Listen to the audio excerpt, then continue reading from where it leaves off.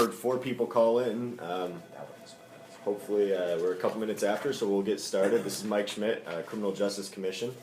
And who has joined us on the phone? Dinah. Good morning, Dinah. Hi. How are you, Michael? Good. Floyd's here. Morning, Mr. Chair. Morning.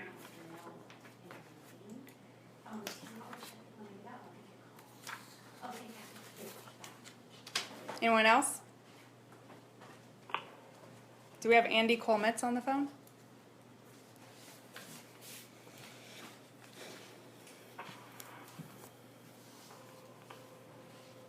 I thought I heard 4 people Yeah, call in. there was 4. I heard more come in, but maybe some came in and went back out. Yeah, could be. Well, we'll go around the table here. Fred Testa with State Police. Elijah McLaskey, DOJ. Matt McCauley, DOJ. Julie Vaughn, CJC. Serena Thompson. So that gives us 5. Yes. Voting we need members. Andy. So we don't quite have a quorum yet. All right, so we're missing Let me Andy? check on Yes, Andy Colmetz from Portland. Okay.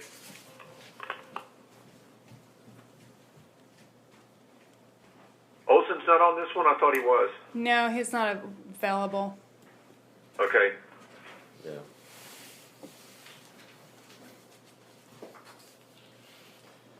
So is there a way that we can maybe reach out to Yeah, Andy? Yeah, we're working. We're trying to get him out right now. Okay.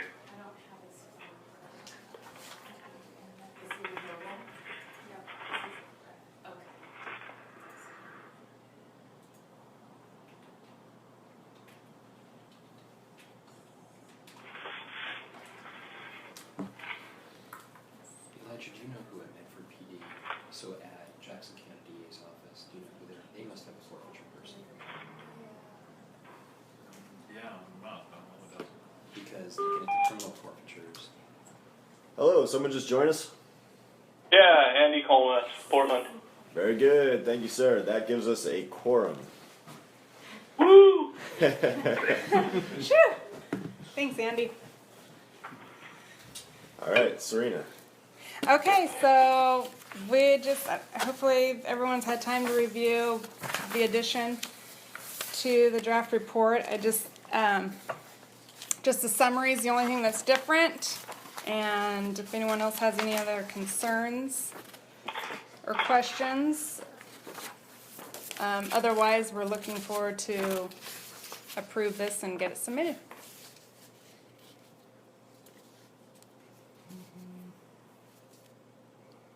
So I assume we need a motion, so I'll go ahead and just put a motion up that we formally approve and adopt the 2014 Asset Forfeiture Annual Report. I'll second that. I'll second that.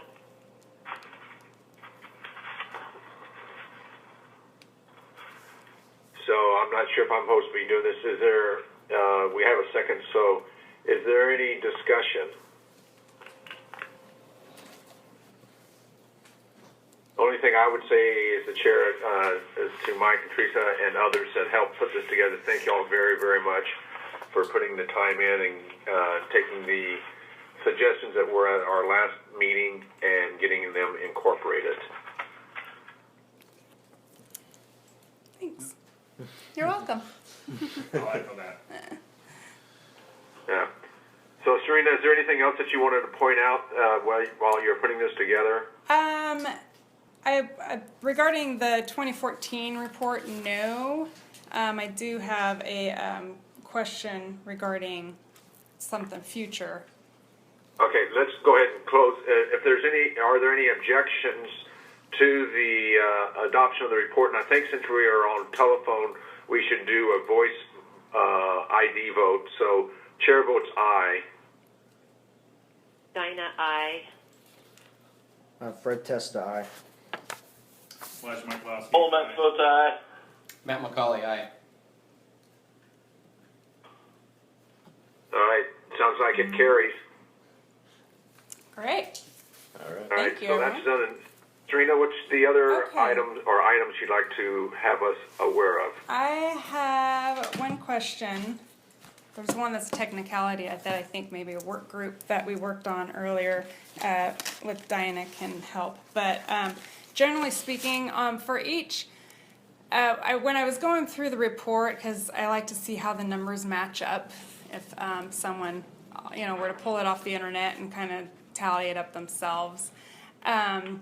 And the numbers, they don't match up when you just glance at them, but that's because there's other different figures and dollars going on within each seizure case. One of the things that I discovered that came up is when an agency, say, for example, Portland Police Bureau, they do their cases, and if they have a case that ends up not being ending up with proceeds, and basically they've had to dip into their own pocket to pay for more storage or what have you. In our online system, what it does is when it calculates, if there's ever a negative, it actually only brings it down to a 0, and it doesn't pull in that negative. And I think it's because we're looking at proceeds, not how much we went in deep. The agency went in deep, because that's where we're reporting our proceeds.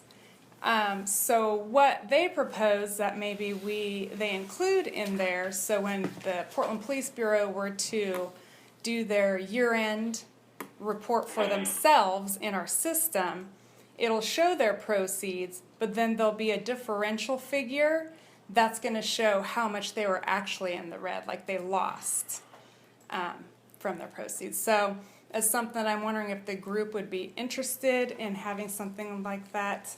I don't know that we would need to put in the report, the annual report, or if we'd want to, but if that's something just for the agency's use as well as our own. Any thoughts?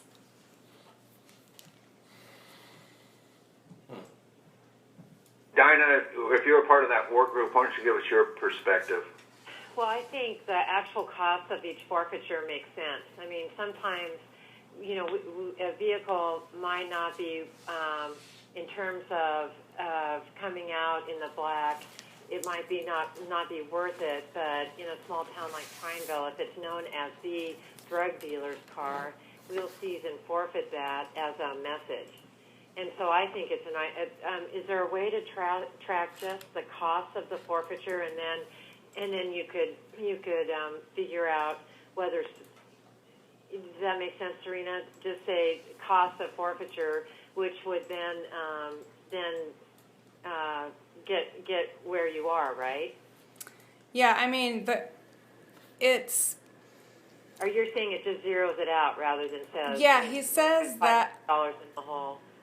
Right, and for that specific, I would have to ask for that specific seizure case. I'm not sure if it will show it in the red when you pull it up, but when it comes to pulling everything for the Form 3, the final annual report, he says it zeroes out. But if we think that we would rather reflect the negative balance, and when it comes to the year-end report for them individually, if we want to reflect that and show that it was less proceeds, we can do that. Yeah, I think that makes sense. That's accurate. So basically doing actuals. Yes. Okay. I would agree. I think it just gives that transparency for someone that's looking at it can see the whole picture. Okay. And Serena, could we do it so that maybe instead of an offsetting number where it subtracts out of the proceeds so that you end up with a net minus, would it make sense to have just kind of maybe two columns where one is keeping the costs versus the proceeds? Or does it make sense to zero it out on a per seizure case basis? Well, if we go with actuals, it'll just show less. Right. It'll just show less proceeds. Right. So it'll because they've had to go out of pocket for their own budget, and so it's gonna offset their proceeds. So there wouldn't be anything extra on the annual report for them. It's just the figure will be less. Is that what you're asking? So theoretically, a department could be in the red Right. overall at the end of the Right, year. what's your proceeds minus 1,500? So, but what, if we were to keep it just as a 0 to show true proceeds, the software folks has offered to show the differential, if they did have to dip into their pocket, what was that amount? And so it would be an additional. So that's the matter of what we want to do. If we just want to keep it clean and just go with actuals. Yeah, I guess what I'm just thinking is that would it be useful to know how much the proceeds were still and the costs versus just showing one number? So, for instance, if one agency just forfeited one thing, right, and they took a loss on it, but they got $5,000 for the car, it cost them $7,000. Would it be more useful to give in the report both of those numbers versus just a negative $2,000? I think that makes sense. So do I. Yeah, that way you're kind of seeing the cost of the program Why you are negative and what also, you got. And like Chair said, the transparency and showing the intent and integrity of the program. Yeah, I think it gives more information instead of just zeroing out individual transactions or getting them negative. You're still showing that you're doing things, but it does cost money, as opposed to putting it all in one column. I Yeah, agree. you'll have to explain it to me later, but I'm good with, sorry, far from accounting major. Yeah, But yeah, It's really, it's gross proceeds, which is, we seized $5,000. And so $5,000 goes in the column, and then there's another column that's cost. right, and costs are And reflected then already. there's a third column, which is the net proceeds. And so you got $5,000, it cost us $1,000, or maybe it cost $6,000, whatever, to effectuate the seizure of that $5,000, and then in the end, the agency or there's a disbursement after that, but in the end, the net proceeds to the state is the $4,000 that's left over or whatever. And so to have the three columns, it makes it transparent to see not only what the state is bringing in, but what and all the agencies are bringing in, but what the cost of doing that Right, is. and the costs are in there on their report. What happens is when you have several cases and you've made, you have enough proceeds, it cancels out that any negative. Now, if it were Prineville and they only had that one case on their year-end report, it would probably show a 0 proceeds, but you would see that their costs were way more than what was forfeited, so you would see that. But when you have multiple cases put together, you don't see that picture. But when you cancel out that negative, it creates a misleading number. yeah. Right. So I think Okay. what we're taking from this conversation is we would like to include this information in future Perfect. reports, and we'll work on how that looks and bring it back to the committee and go from there. Sounds good. Great. All right. Anything That's all. else? All right, what else? That's it. All right, well, then I guess I'm going to do the official, we're adjourned. Great. All right, thank you. Thank you. All right, thanks, everyone. Take care. Bye.